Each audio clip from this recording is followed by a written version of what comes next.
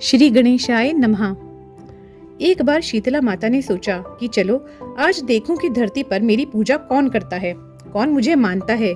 यही सोचकर शीतला माता धरती पर राजस्थान के डूंगरी गांव में आई और देखा कि इस गांव में मेरा मंदिर नहीं है और ना ही मेरी पूजा होती है। माता शीतला गांव की गलियों में घूम रही थी। तभी एक मकान के ऊपर से किसी ने चावल का उबला हुआ पानी नीचे फेंका। वह उबलता पानी शीतला माता के ऊपर गिरा, जिससे शीतला माता के शरीर में फफोले पड़ गए। शीतला माता के पूरे शरीर में जलन होने लगी। शीतला माता गांव में इधर उधर भाग भाग के चिल्लाने लगी, अरे मैं जल गई, मेरा शरीर तप रहा है, जल रहा है, कोई मेरी सहायता करो। लेकिन उस गांव में किसी ने शीतला माता की सहायता नहीं की। वहीं अपने घर के बाहर एक कुम्हारन महिला बैठी थी। उस कुम्हारन ने देखा कि अरे ये बूढ़ी माई तो बहुत जल गई है, इसके पूरे शरीर में तपन है, इसके पूरे शरीर में फफोले पड़ गए हैं, यह तपन सहन नहीं कर पा रही है। तब उस कुम्हारन ने कहा, हे माँ तू यहाँ आकर बैठ जा, मैं तेरे शरीर के ऊपर ठंडा पानी डालती हूँ। कुम्हारन ने उस बूढ़ी माई पर खूब ठंडा पानी डाला और बोली, हे माँ मेरे घर में रात की बनी हुई राबड़ी रखी है, थोड़ा दही भी है, तू दही राबड़ी खा ले। जब बूढ़ी माई ने ठंडी ज्वार के आटे की राबड़ी और दही खाया तो उसके शरीर को ठंडक मिली। तब उस कुम्हारन ने कहा, आ माँ बैठ जा, तेरे सर के बाल बहुत बिखरे हैं, ला मैं तेरी चोटी गूंथ देती हूँ। और कुम्हारन माई की चोटी गूंथने हेतु कंघी बालों में करती रही। अचानक कुम्हारन की नजर उस बूढ़ी माई के सिर के पीछे पड़ी तो कुम्हारन ने देखा कि एक आंख बालों के अंदर छुपी है। यह देखकर वह कुम्हारन डर के मारे घबराकर भागने लगी। तभी उस बूढ़ी माई ने कहा, रुक जा बेटी, तू डर मत, मैं कोई भूत प्रेत नहीं हूँ, मैं शीतला देवी हूँ। मैं तो इस धरती पर देखने आई थी कि मुझे कौन मानता है, कौन मेरी पूजा करता है। इतना कहकर माता चार भुजा वाली हीरे जवाहरात के आभूषण पहने, सिर पर स्वर्ण मुकुट धारण किए अपने असली रूप में प्रकट हो गई।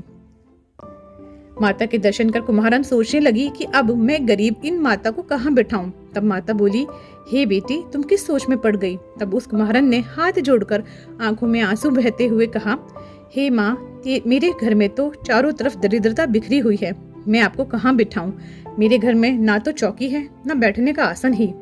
तब शीतला माता प्रसन्न होकर उस कुम्हारन के घर पर खड़े हुए गधे पर बैठकर एक हाथ में झाड़ू और दूसरे में डलिया लेकर उस कुम्हारन के घर की दरिद्रता को झाड़कर डलिया में भरकर फेंक दिया और उस कुम्हारन से कहा, हे बेटी मैं तेरी सच्ची भक्ति से प्रसन्न हूँ, अब तुझे जो भी चाहिए मुझसे वरदान मांग लो। तब कुम्हारन ने हाथ जोड़कर कहा, हे माता मेरी इच्छा है अब आप इसी डूंगरी गांव में स्थित होकर यहीं निवास करें और जिस प्रकार आपने मेरे घर की दरिद्रता को अपनी झाड़ू से साफ कर दिया, ऐसे ही आपको जो भी भक्त होली के बाद की सप्तमी को भक्ति भाव से पूजा कर अष्टमी के दिन आपको ठंडा जल दही व बासी ठंडा भोजन चढ़ाए, उसके घर की दरिद्रता को दूर करना एवं आपकी पूजा करने वाली महिला का अखंड सुहाग रखना, उसकी गोद हमेशा भरी रखना।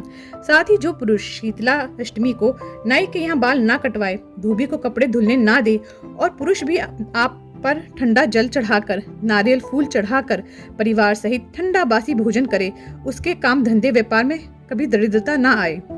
तब माता बोली, तथास्तु। हे बेटी जो तूने वरदान मांगे हैं मैं सब तुझे देती हूँ। हे बेटी तुझे आशीर्वाद देती हूँ कि मेरी पूजा का मुख्य अधिकार इस धरती पर सिर्फ कुम्हार जाति का ही होगा।